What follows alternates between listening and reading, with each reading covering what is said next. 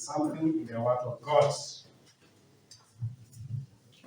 And so, Genesis chapter 41, from verse 37, Joseph is giving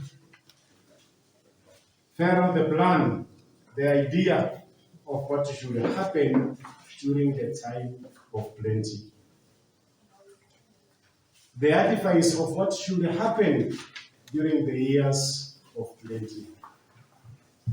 So that during the years of scarcity, during the years of drought, during the years of there is no anything, you may be able to do what is needed of you.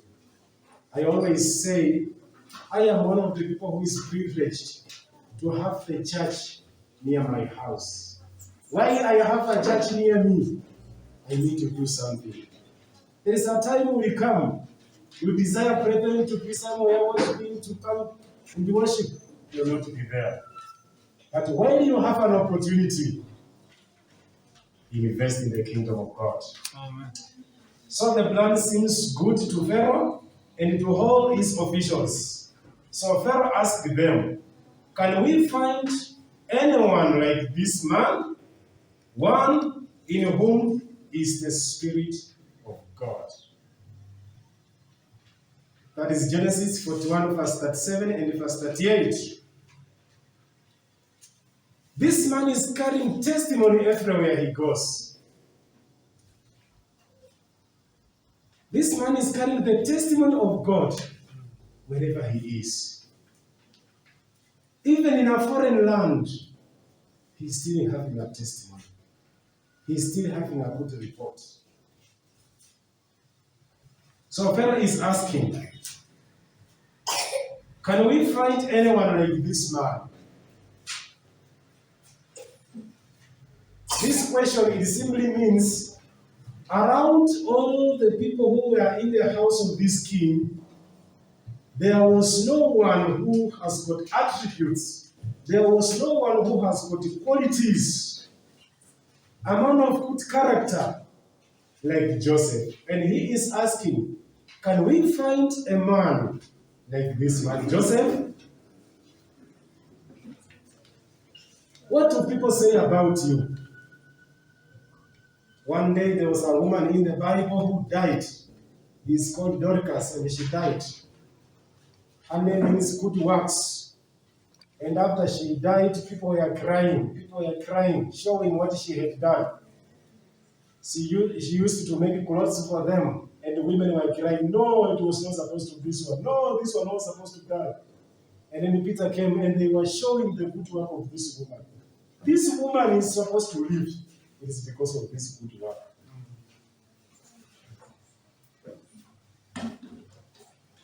If God can take you today, what can people say about you? Jesus said to his disciples, what do people say the Son of Man is? And they said, some say Elijah, some say one of the prophets. And he asked them, what do you say the Son of Man is? Testimony, the testimony of these people unto you. What is your testimony about me? Which testimony do you have to your age mates? Which testimony do you have even in the plot where you are living? Even when you go back to the village, which testimony do you have? Don't worry, if you used to have a bad testimony, you can change that story. And so Pharaoh asking, can we find a man like this one with the Spirit of God? Verse 39. Then Pharaoh said to Joseph, since God has made all things known to you, there is no one so discerning and wise as you. You shall be in charge of my palace, and all my people are to submit to your order. Only with respect to the throne will I be greater than you. So Pharaoh said to Joseph, I hereby put you in charge of the whole land of Egypt. Then Pharaoh took his signet ring from his finger and put it on Joseph's finger. He dressed him in the robes of the linen, fine linen, and put a gold chain around his neck. He had him ride in a chariot, and he second in command. And the men shouted before him, "Make way!" Thus he put him in charge of the whole land of Egypt. This is what integrity can do to you. In the beginning, it can take you to prison, but that is not your end. In the beginning, saying no to ungodliness may seem like it is not rewarding, but it has got the greatest reward. So the Bible says, Pharaoh put this man in charge of the land of Egypt. Everything was now under him. And now he's the one who is giving command of what is supposed to be done. Your gifting, your calling. I always tell some people, don't struggle to look for titles. Just do what God has told, has enabled you to do. Just use your gift. Just use your gift. In our village, sometimes back, we used to have like crusades. And in the village, when they see a white man coming to the village, everyone runs to the white man. They only see money. And so everyone runs to the white man. Oh, can we exchange our contacts? Trying to give the email so that the white man, when he goes back, they may be in touch. Hallelujah. The Bible says that your gift will take you before the kings. Just do that what God has called you to do. Don't mind about the level of your education. Don't mind about your age. Just do the best what God has put in your heart. You will automatically find yourself. You may be in prison today, but at the right time, you will find yourself in charge of the land. And so, Joseph is finding himself in charge of the land of Egypt. And Joseph was 30 years, that is verse 46, was 30 years old when he entered the service of Pharaoh, king of Egypt. And Joseph went out from Pharaoh's presence and traveled throughout Egypt. Joseph is being trusted. The integrity of Joseph is being rewarded at the age of 30. That is the same age our Lord Jesus Christ gave his life fully for the ministry work. You can see the similarity of these two cases. Jesus, the Bible says, Jesus entered the full-time ministry at the age of 30, and he did that work for the period of 3 years. We are finding here Joseph, a young man of 30 years of age. When he was sold, he was 17, and now he's 30. That is how many years? 13. This 13 years was not an easy work. These 13 years, there is prison somewhere there.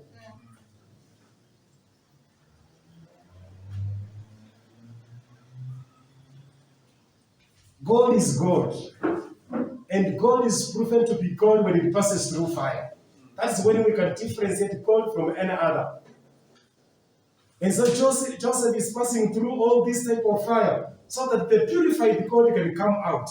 And people know, sure, this is God.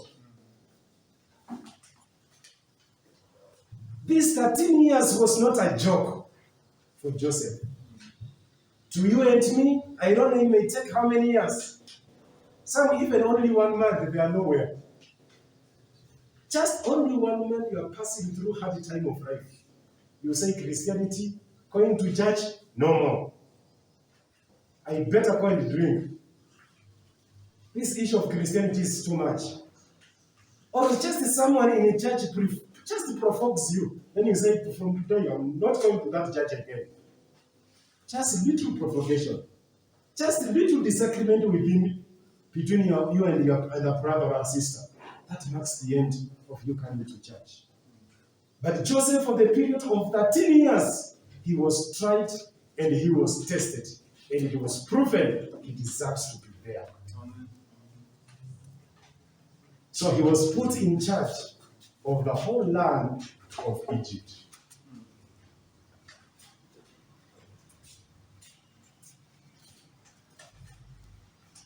You can find that one in Luke chapter 3, verse 23, where Jesus also entered the ministry at that same age of 30 years.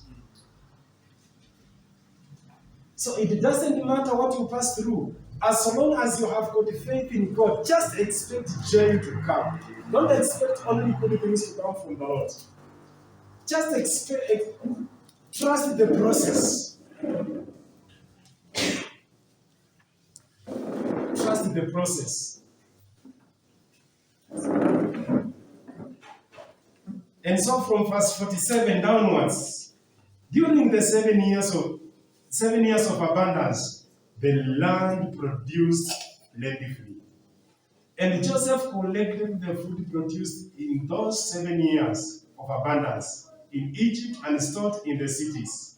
In each city, he put the food grown in the field surrounding it. Joseph did exactly as the advice he gave to the king.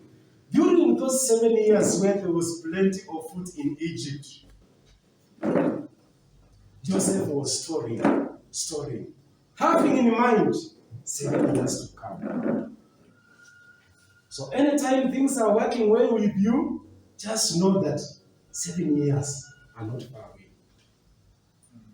Are you going to remain the same? During the 7 years of fatness, you used to be a praise and worship leader, you used to be a mother in the church, you used to do the good work of God. And now time has come for the 7 years of scarcity. 7 years where things are not working with you. It's like God is not speaking to you. You are not hearing anything from God. Will you continue trusting Him? Maybe during the first 7 years you used to pray. When you kneel down, you pray. God provides rent. But it's coming a time, 7 years, when there's no rent, and you know very well tomorrow the landlord is coming for you.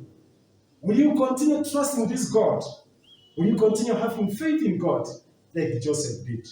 I want to encourage you, keep on focusing on the Lord, because trusting in the Lord has got great reward. And Joseph is being put in charge of everything in the land of Egypt. So during the 7 years of a lot, Joseph gathered. It's because of wisdom. When we have an opportunity, I'm insisting this thing. When you have an opportunity to do good, do good. When you have an opportunity to do good, do good. A time comes in life, sometimes you may be in a position to help someone in life. You may be in a position and you fail to help. If you fail to help, time will come when you desire to help, it will not help. When you have an opportunity of improving someone's life, when you have an opportunity of evangelizing to someone, please do it. For those 7 years, you never know what is waiting for you.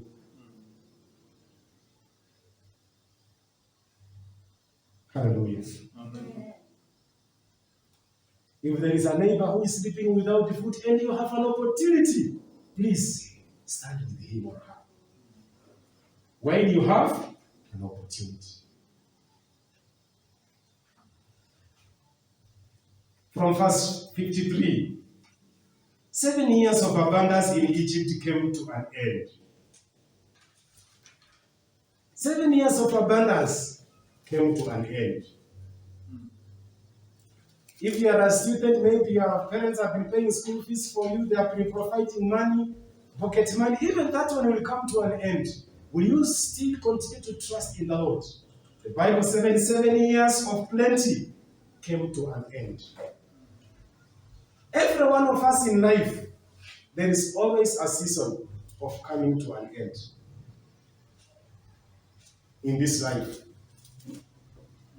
But when things come to an end, are you going to remain faithful to your God?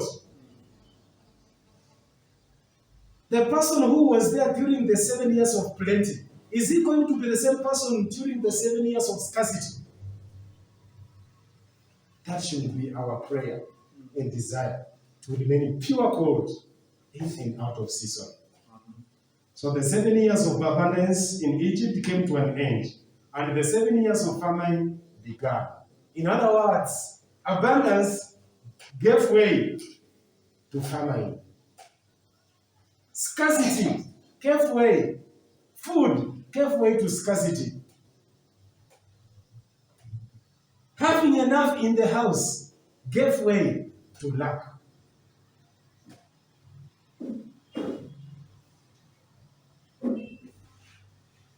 Some people will only run to church when they are at the point of death. Why should you give your body the devil for 80 years? And then when your body is about to decay, you give it to God.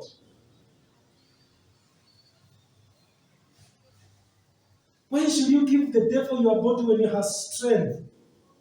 And then when it is empty, you are taking it back to God.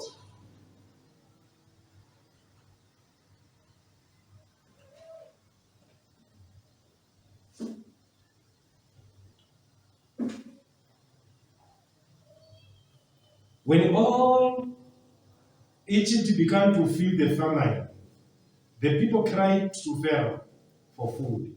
Then Pharaoh told all the Egyptians to go to Joseph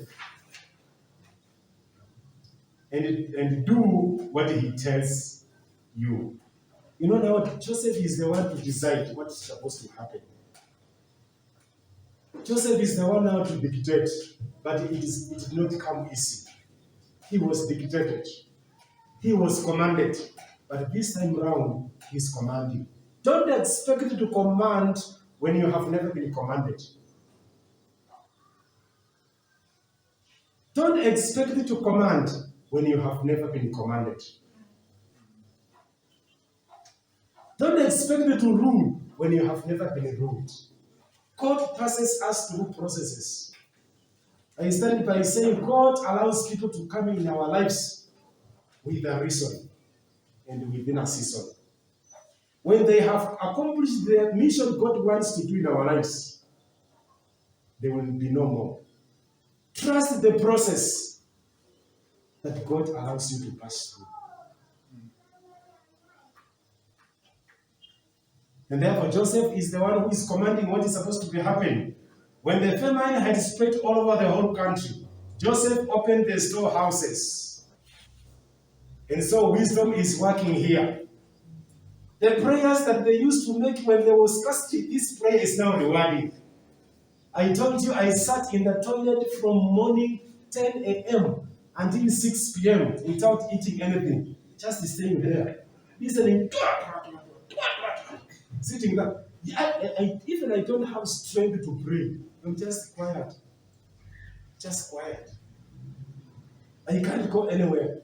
People in the village, they say, why can't you come to the village? Where do I pass? The road is impassable. My family members here in Nairobi, they say, come to Nairobi. Where will I pass?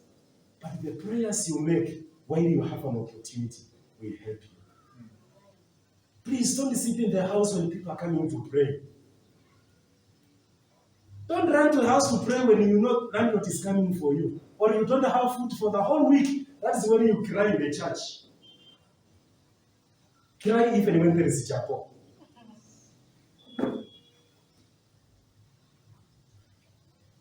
Hallelujah.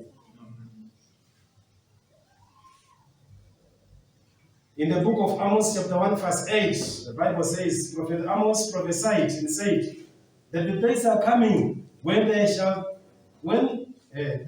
is famine of hearing the word of the Lord. Even that one spiritual is going to come. When you have an opportunity to hear the word, come. Don't leave pastor to be here alone preaching to chairs and you are in your house sitting there. When you have an opportunity, time for hunger will come. You will desire to hear sound of a pastor. You will not hear it. Please, let's come.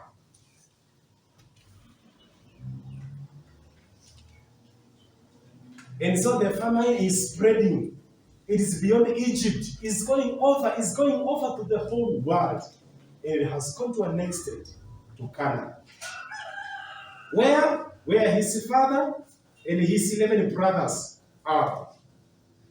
That is where God is starting to work things to make sure what he promised Abraham, Isaac, and Jacob is coming to fulfillment.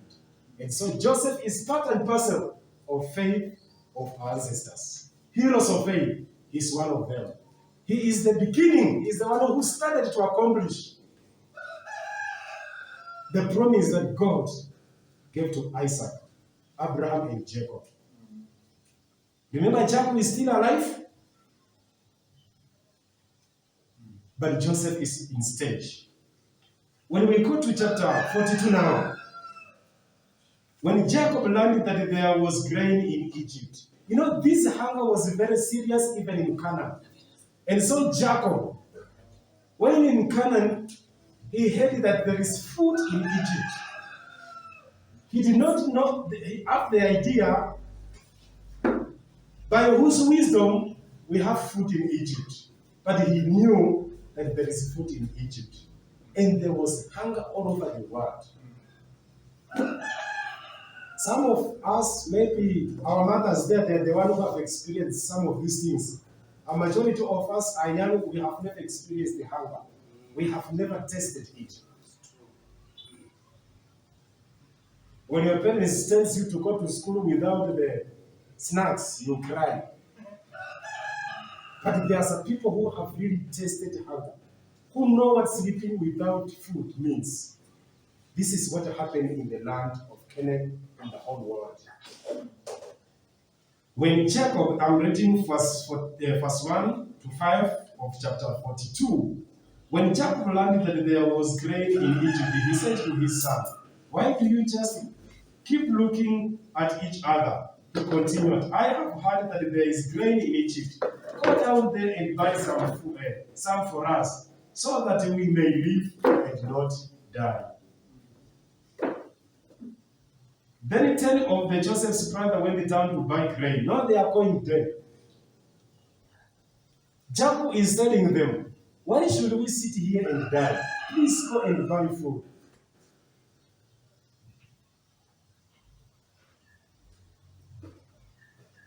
This is a dreamer who is preserving life. And he is sending his 10 brothers. Why not 12? The 12th one died. He was eaten by wild animal. But he is there. And another one is younger enough for him. He is the last one. This one has to stay at home. And so Benjamin is staying at home, while Joseph was sold is nowhere to be seen.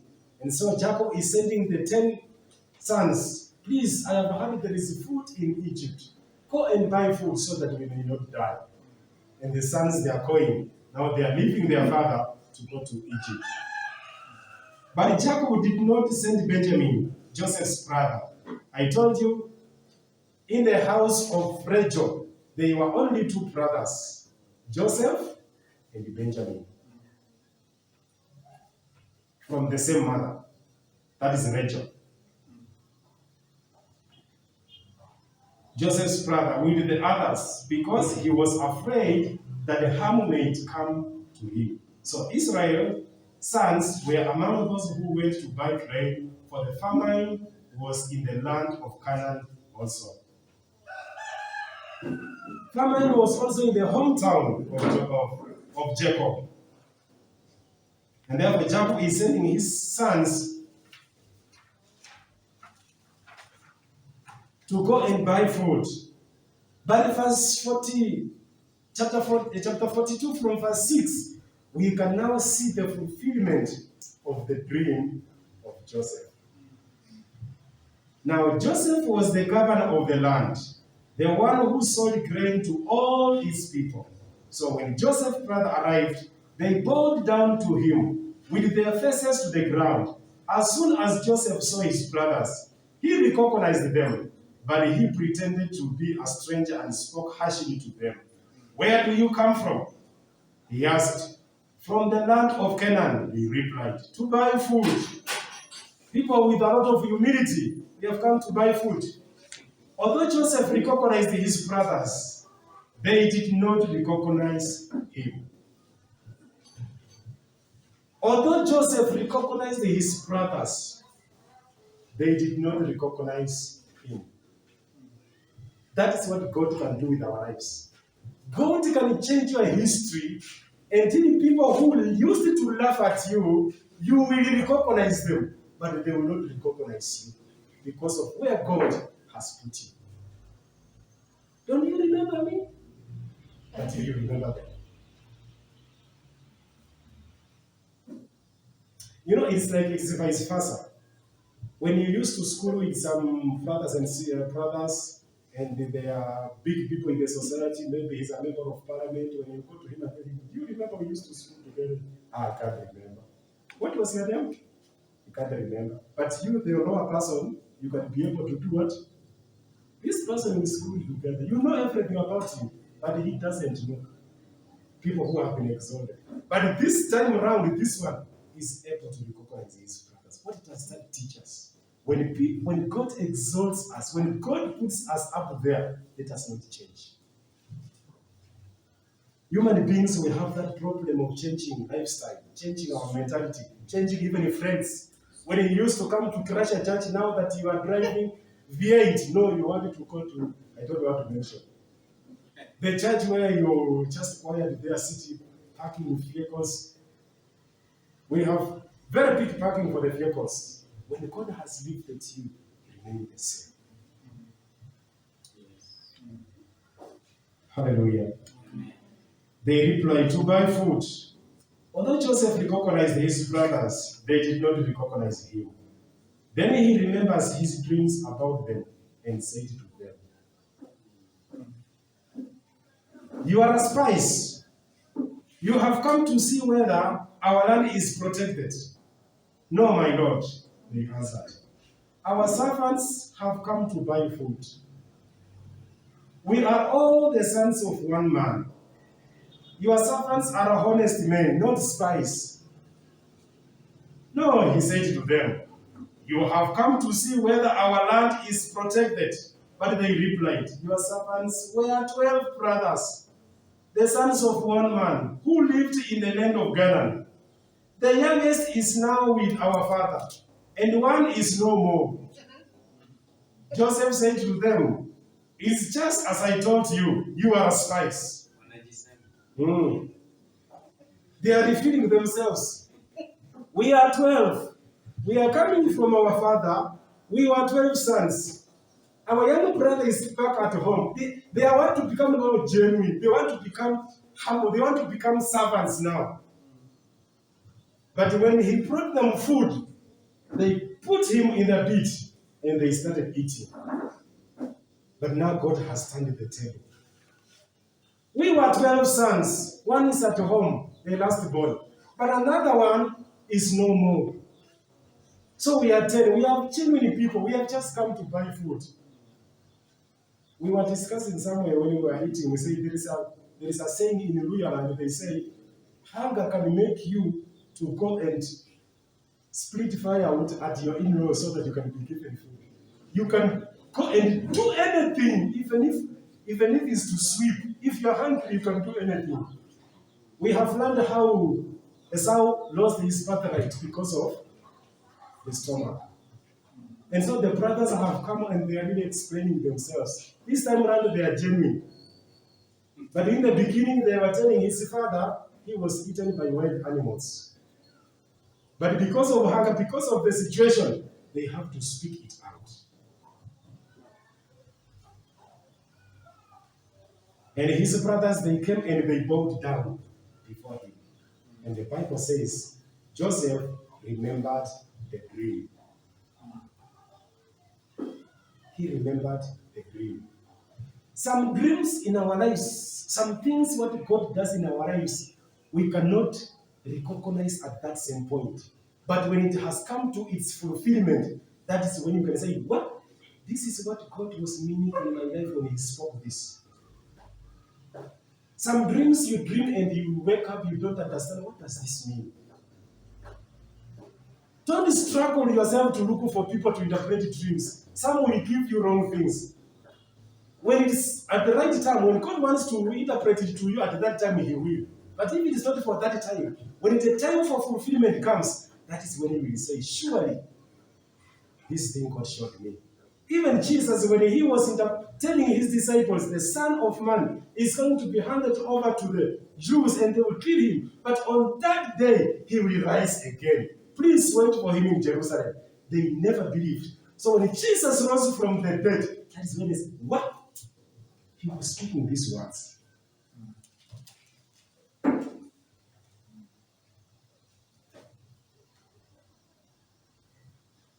And so Joseph is testing his brother again, verse 15.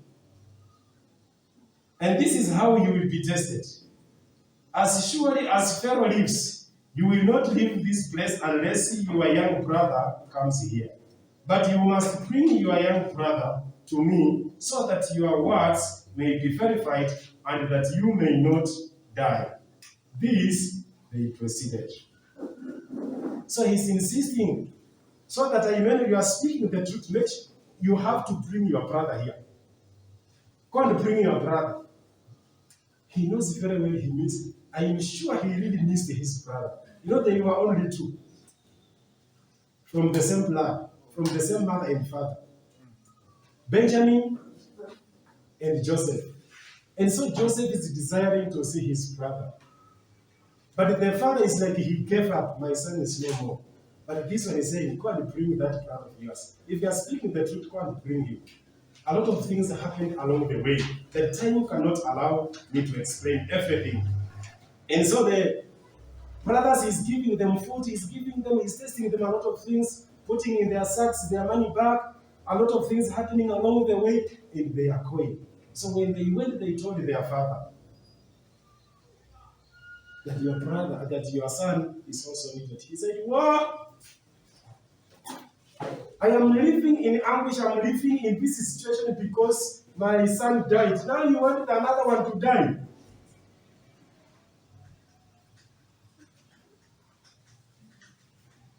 Verse 21, listen. They said to one another, surely we are being punished because of our brother. They are coming to realize their mistake. They are coming to realize where they went wrong. Coming to realize where they went wrong, coming to realize where you did wrong, this is what we call repentance. Recognizing where you went wrong, and for us, repentance, it simply means coming back to God.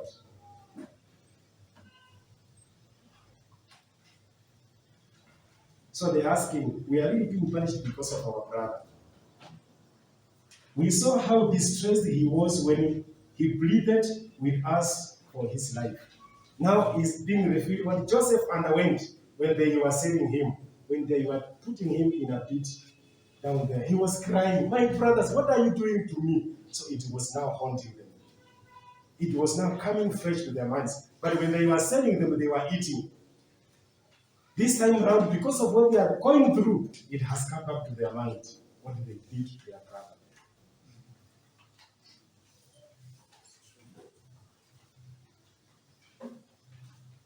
So they are going back to report to their brother, to their father, and verse 6. Their father Jacob said to them, you have deprived me of my children. Joseph is no more, and Simeon is no more. And now you want to take Benjamin. Everything is against me.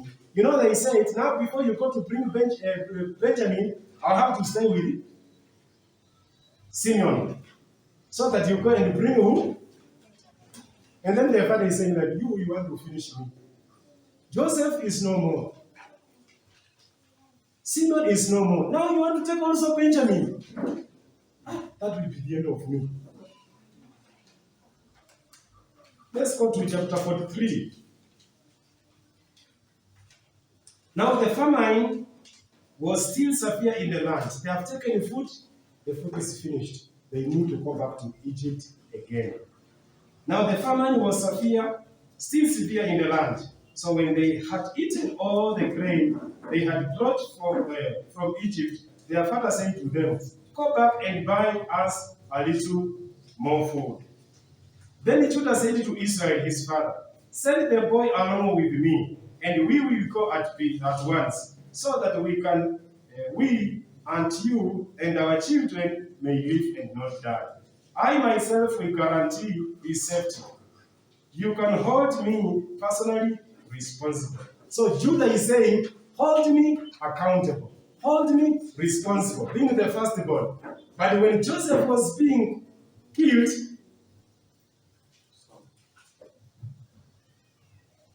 was being taken away, the situation was not the same. But this time round, it's like he sacrificed his life for the sake of Benjamin. Let us go with this young brother of ours. If he doesn't come back, please hold me accountable for it. Now they are becoming responsible. If I do not bring him back to you and set him here before you, I will bear the blame before you and all my life. As it is, if we had not delayed, we could have gone and returned twice. You know, they have stayed longer, and he's making this vow.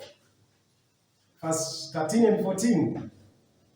Take your brother also and go to the man at once. And may God Almighty grant you mercy before the man, so that he will let your other brother and Benjamin come back with you. As for me, if I am bereaved, I am bereaved. And he allows them to go with their brother. Verse 27. You know, they have come back to him. Now they have come back before him again. They are now before Joseph. He asked them how they were. Then he said, how is your aged father you told me about? You know, Joseph is just pretending. You said your father is old man. How is he right now? Is he still living? They replied.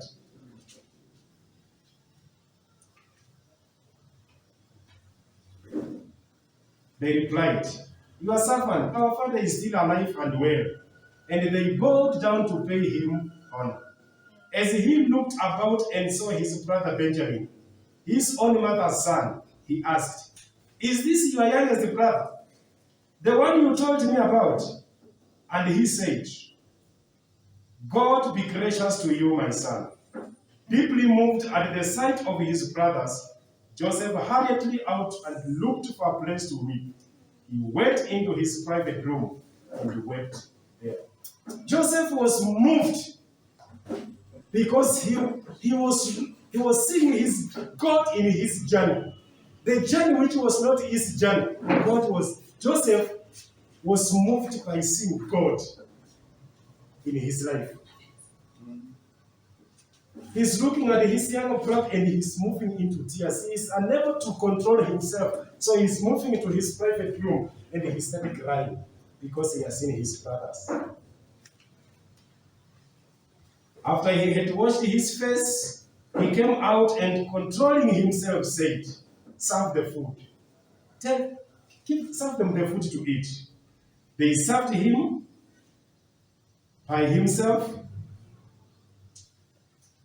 the brothers by themselves, and the Egyptians who ate with him by themselves, because the Egyptians could not eat with Hebrews, for that is detestable to Egyptians. The men had been seated before him in the order of their age, from the firstborn to the youngest, and they looked at each other in astonishment. When portions were served to them from Joseph's table, Benjamin's portion was 5 times as much as anyone's else. So they feasted and drank freely with him. You know, they are sitting around here, but the order of their sitting from the young one to the oldest is like speaking something in the mind. How are these people that have narrated this order? What could this be speaking? Someone must be aware that this one is the oldest and this is the youngest, but they are not recognizing it. And then he's giving the younger brother Benjamin 5 times much more than any other.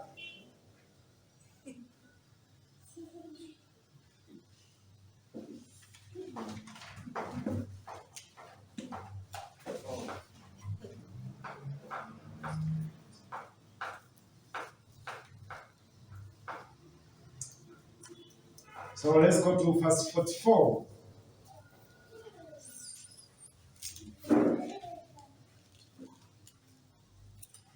Now Joseph, we are running out of time. Okay. Now Joseph gave them instructions to the steward of his house. Fill the men's sacks with as much food as they can. Carry and put each man's silver in the mouth of his sack. Then he's tempting them, he's giving them food to go back again.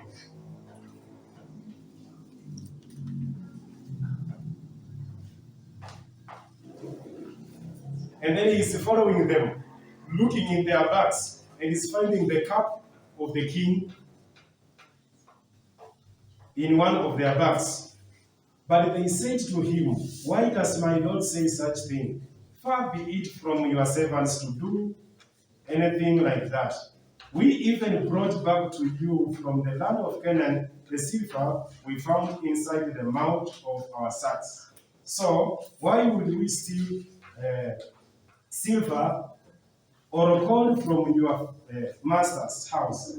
If any of your servant is found to have it, he will die, and the rest of us will become Lord's slaves." "Very well then," he said, "let it be as you say. Whoever is found to have it will become my slave. The rest of you will be free to go." Joseph was still in the house when Judah and his brother came in, and they threw themselves to the ground before him. Joseph said to them, "What is it? What is this you have done? Don't you know that a man like me can find things out by divination? What can we say to my Lord?" Judah replied, "What can we say? How can we prove our innocence? God has uncovered your servant's guilt. We are now my Lord's slaves, we ourselves and the ones who was found to have the cup." But Joseph said, "Far be it from me to do such a thing. Only the man who was found to have the cup will become a slave. The rest of you go back to your father's house."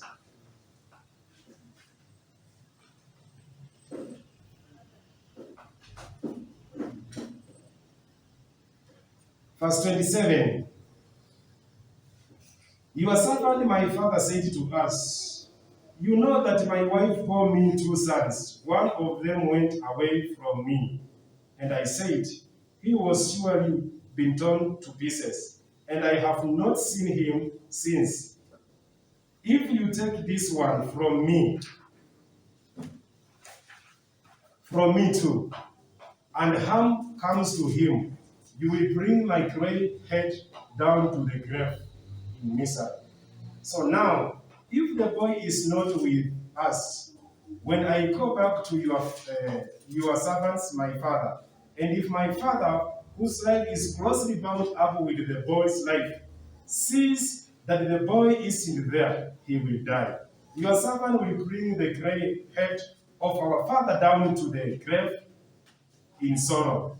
Your servants guarantee the boy to my father. I said, if I do not bring him back to you, I'll bear the blame." The story is long that cannot allow me to read about it. It's talking about this Benjamin.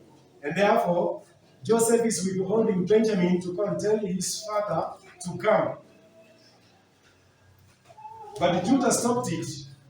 He said, "I swore to my father," he said, "if I do not come, count me responsible." And he says, "Let me offer myself in the state of Benjamin." Let's go to chapter 45 as we are running out of time. "Then Joseph could no longer control himself before all his attendants. And he cried out, 'Have everyone leave my presence.' So there was no one with Joseph when he made himself known to his brothers. And he wept so loudly that the Egyptians heard him, and Pharaoh's household heard about it. Joseph said to his brothers, 'I am Joseph. Is my father still alive?' But his brothers were not able to answer him." Why were they not able to answer him? Was the question too hard? Is my father still alive? Guilt. Because of what they did. He's asking them, my father, is my father still alive? The Bible says that he was no longer unable to control himself. This has become too much. He was unable to control himself. And this time around, he must tell his brothers who he is. And therefore, he's telling his brothers that I am Joseph. Is my father still alive? They were unable to speak.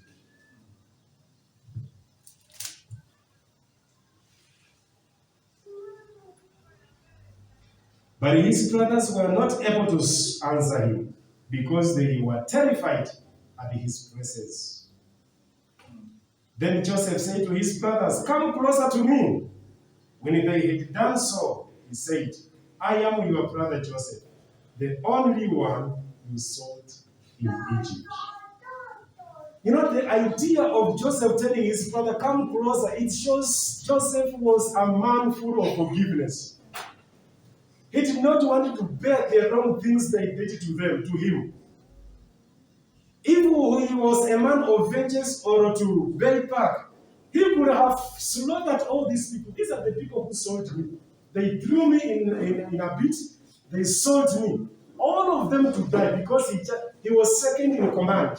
He could just make a command.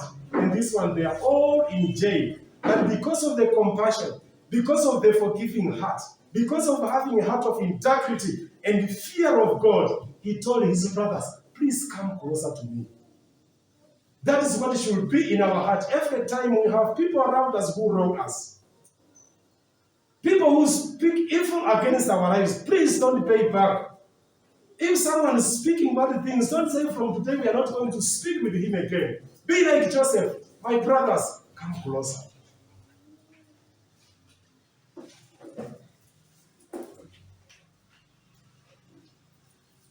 So Joseph continues to say, and now do not be distressed, and do not be angry with yourself for sending me here, because it was to save life that God sent me ahead of you.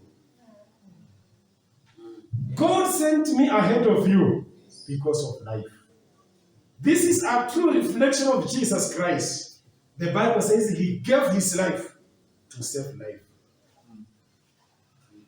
And Joseph is being sold, he's telling his brother, he's giving his brother a clear picture of the plan of God. It was not you. You thought you did a mistake, but God, I was in the plan of God that I should come here. If I would not have come here, you would die because of hunger. But it is God who brought me here. Please, don't be stressed.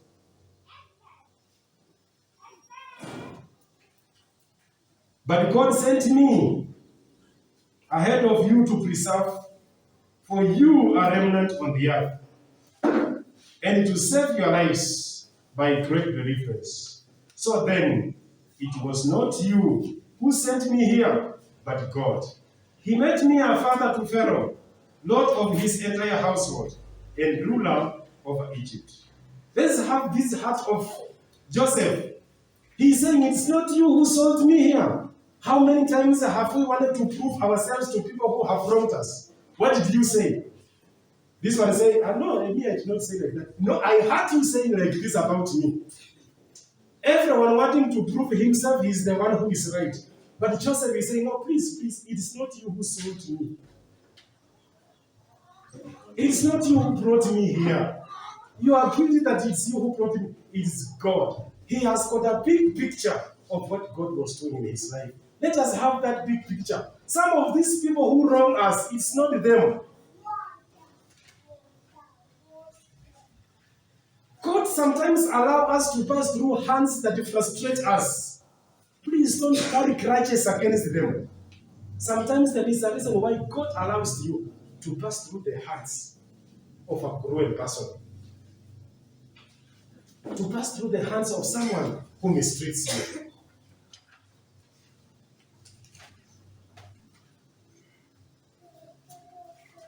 It's God who sent me ahead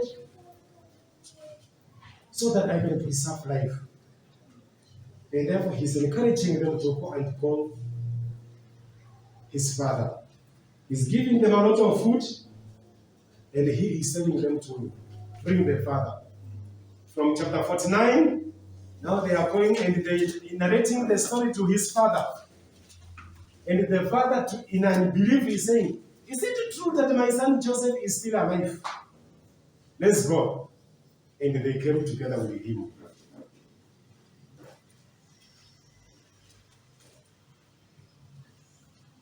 So Joseph came and dwelt with them, and it reached a point where Jacob came and lived with them, and it reached a point he blessed them and he died. Now, I am almost finishing. I want to read the last scripture. Let's go to Genesis chapter 50.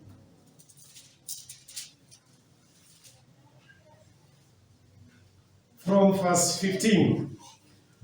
When Joseph's brothers saw that their father was dead, they said, "What if Joseph holds grudge against us and pay us back for all the wrong we did to him?" So they sent word to Joseph, saying, "Your father left this instruction before he died. This is what you are to say to Joseph. I ask you to forgive your brothers, the sins and the wrongs they committed in treating you so badly. Now please forgive the sins of the servant of the God of your father." When the message came to him, Joseph wept. His brothers then came and threw themselves down before him. "We are your slaves," fulfilling what Joseph dreamed. Jacob has died, and therefore these brothers, they are living in fear. Maybe Joseph treated us well just because of our father. And now that our father has died, maybe we will see it rough. We will face it rough. They are living in fear. And therefore they are sending a message to Joseph. They are saying, before our father died, he asked for forgiveness on our behalf. That please, what they did was very wrong, but forgive us. They are asking for forgiveness again and again and again. It's because their guilt was haunting them. However much we have wronged, yes, we have wronged, but the best thing is to ask for forgiveness. That is the best. So when they're asking for forgiveness, Joseph is crying again. But he's giving them an encouragement of this scripture. Verse 19 and 20. But Joseph said to them, "Do not be afraid. I am in the place of God. You intended to harm me, but God intended it for good, to accomplish what is now being done, the saving of many lives. So then, don't be afraid. I will provide for you and your children." And he reassured them and spoke kindly to them. Joseph is not paying back. Joseph, a man of a clean heart, is telling them, "I'm not seeing what you did to me." The problem with us human beings, sometimes when people wrong us and we go and sit down, you start imagining the words he spoke to you. You start imagining those words. "You mean she called me a dog? Dog. Me, I'm a dog." Those words that goes ringing in your mind. She called me a dog. Let me wait. And some they say, "I have forgiven her or him, but I will not talk with him." Now the relationship has changed. We will not be talking at all. But I forgive. So Joseph, they are crying to him and asking for forgiveness. And he is forgiving them. He's giving them assurance that, "Look, my brothers, it's not you. You intended evil upon me. But that same evil was God's plan for me to come to Egypt so that I can preserve life." And he gave them assurance to continue to live. Let that be in our hearts, to forgive irrespective of the magnitude of the wrong done to us. A spirit of complete forgiveness, of letting it go completely, because it was the process of God that we should go through what should go. Some of us who have passed us through rough times and processes, maybe our bosses, maybe our brothers and sisters.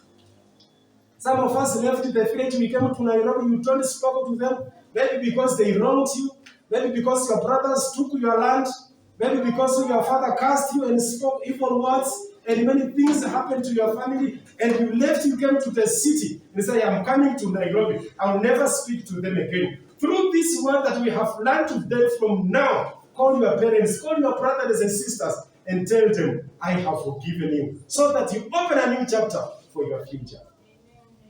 So that you open a new chapter for your life. The spirit of forgiveness. Let's stand up on our feet.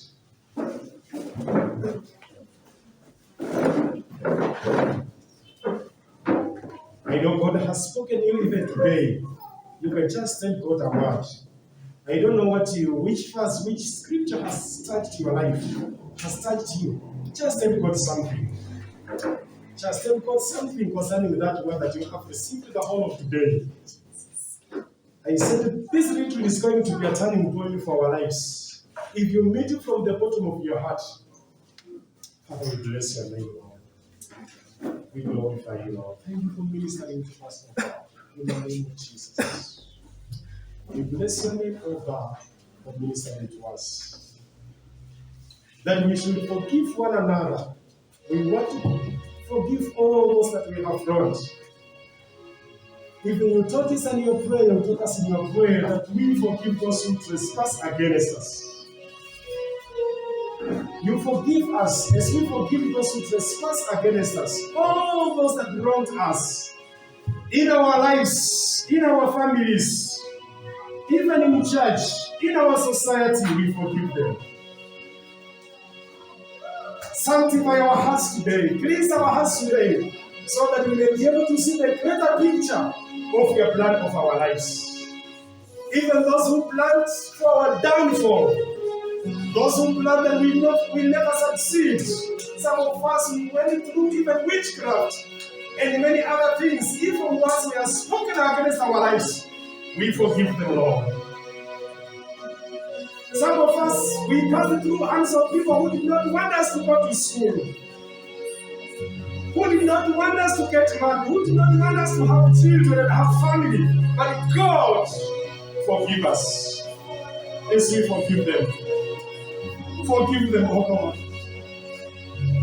We take them out of our hearts and we may open a new chapter with you, Lord. In the name of Jesus Christ. Thank you for ministering to us, Lord.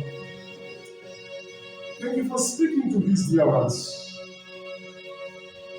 Thank you for touching our hearts, Lord, and giving us a new heart, like Joseph. They had to forgive our brothers.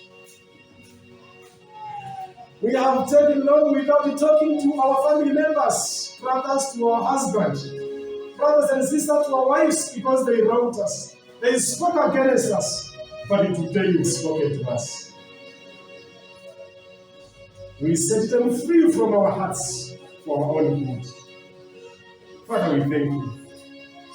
We bless your name. In Jesus' name we pray. Amen. Somebody say amen. Amen. Let's give God glory. Amen.